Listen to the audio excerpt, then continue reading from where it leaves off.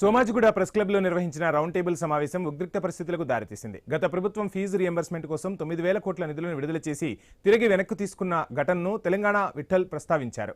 ప్రస్తుత ప్రభుత్వంలో కూడా అలాంటి పరిణామాలే జరుగుతున్నాయని, సీఎం రేవంత్ రెడ్డి వ్యవహారం కూడా ప్రజలకు నిరాశ కలిగిస్తోందని విమర్శించారు.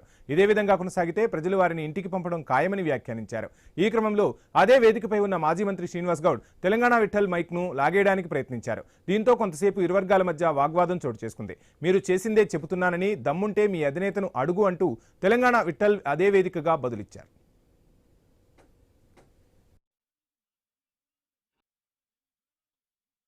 మీ ప్రభుత్వం 9,000 కోట్ల రూపాయలు ప్రకటించి మళ్ళీ నిధులు వెనక్కి తీసుకోమని సర్కులర్ ఇచ్చింది. అందుకనే మీరు ఇంటికి వెళ్ళరు. ఇప్పుడు రేవంత్ రెడ్డి కూడా అదే చేస్తున్నాడు. కాబట్టి మీరు ఇద్దరు మా బీసీ ఒక నిమిషం డేటా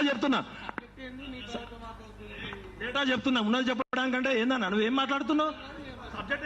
చెప్తున్నా 2021-22లో మన ఊరు మనబడి మన బస్తీ మనబడి కింద 9,000 కోట్ల రూపాయలు కేసీఆర్ ప్రభుత్వం ప్రకటించి మళ్ళీ నిధులు వెనక్కి తీసుకోవాలని సర్కులర్ ఇచ్చింది.